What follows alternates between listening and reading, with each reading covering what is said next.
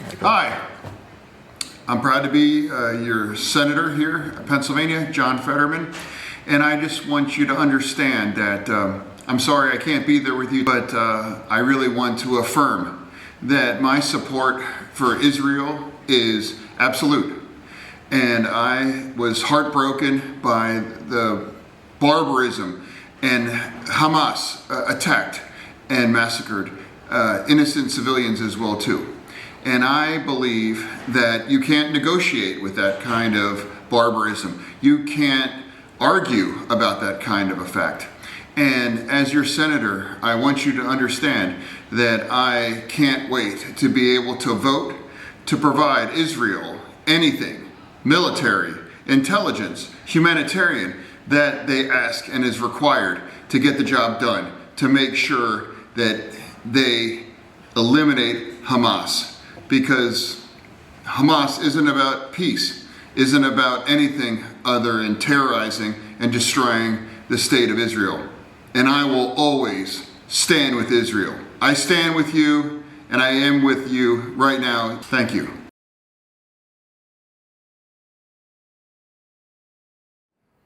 I want you to know that Lori and I are inspired by your presence today, your support for Israel, and your courage to stand against terror. I know you're joined by thousands of Pennsylvanians rallying in different cities and towns all across our Commonwealth, like in Lower Merion, where Lori, our kids, and I stood alongside over 1,000 people. Your demonstrations of support across Pennsylvania send a strong message throughout our Commonwealth and our country that we stand against terror and we stand with Israel. I know that being here, it feels personal. For each of us, Israel means something special. It's a place where we've made friends and spent meaningful time. I know so many of us are worried about friends and loved ones there right now, those who now live in a war zone and those who we are desperately trying to help bring home. Or Israel's a place where you've never been, but you recognize its critical role in the world and what she represents: freedom, democracy, and peace. Values that we as Americans and we as Pennsylvanians, that we hold dear. You are all gathering in this Commonwealth of Pennsylvania, where William Penn arrived 341 years ago, with a vision of a colony built on the promise of religious tolerance and understanding. Today, 3.5 centuries later, I'm honored to address you both as the 48th governor of Pennsylvania and as a proud American Jew. Every day, Lori and I are humbled by this honor the Commonwealth has given us to serve as its first family and to live in the governor's residence. It is there where we gathered just recently with hundreds from the broader community to celebrate Sukkot in the first sukkah built on the grounds of our state capitol. While that joy has obviously given way to sadness and anger, I share that story with you because this is a moment not to retreat from who we are, but rather to embrace it, to be proud of who you are, as I certainly am. It's also a moment to be welcoming to others who, like Penn, are tolerant and accepting of others' differences. I'm inspired by those here in this crowd who, like me, are proud American Jews. But I'm equally inspired by those who don't look like me or worship like me, but who have come here tonight in the spirit of Penn to lift up their voices against hate and terror and violence. Because it's on all of us to speak and act with moral clarity right now. We must condemn the horrific acts of war perpetrated by Hamas and their enablers. Yes, of course, hundreds of Israeli citizens are among the dead and captured, but so are American citizens, as well as British, French, Canadian, Mexican, and so many other nationalities. This is truly an international time of mourning, and these unprovoked attacks on innocent civilians warrant condemnation and outrage here in America and all across the globe. Sadly, as we have seen, that is not the case everywhere. So let's speak truth. There is no moral equivalency between Hamas, a foreign terrorist organization as designated by the United States, and Israel, the only pluralistic functioning democracy in the Middle East. Hamas is hell-bent on destroying Israel and ridding the region of Jews.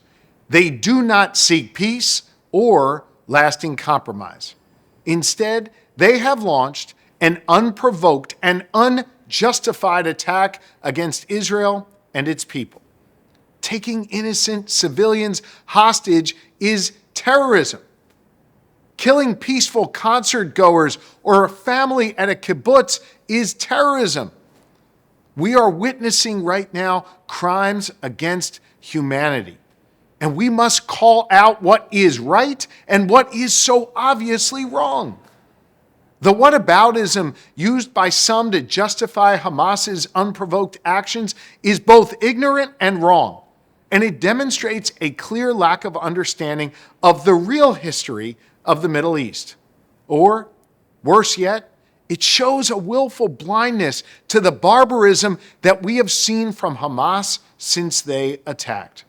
There is no moral equivalency here. Israel has a right to defend itself.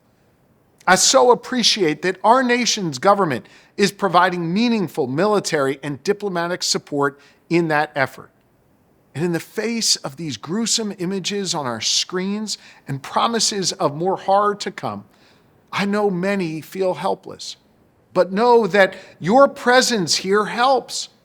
It says to our neighbors and our nation that in large numbers, we stand against terror and that we recognize what is right and what is wrong. It shows pride in who we are and what we value, that we stand on the side of freedom and tolerance and peace, that we want our government to stand with Israel and support their defense, that our support will not wane in the coming days and weeks of difficult war.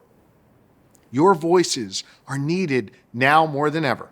The Commonwealth of Pennsylvania stands in solidarity with Israel and against terror.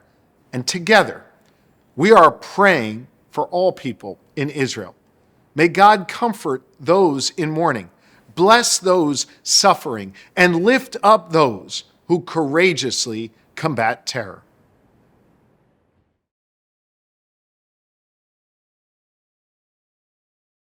We stand with our friends from Israel who have been allies and partners of this country for over half a century. And I stand with President Biden and our Defense and State Departments against Hamas and these barbaric acts against innocent citizens. And certainly Pittsburgh in southwestern Pennsylvania, the Jewish community has suffered its share of acts of aggression against us. And let's make sure, as Pittsburghers and people from this part of the world, that we stand with our friends and support our friends in their time of need.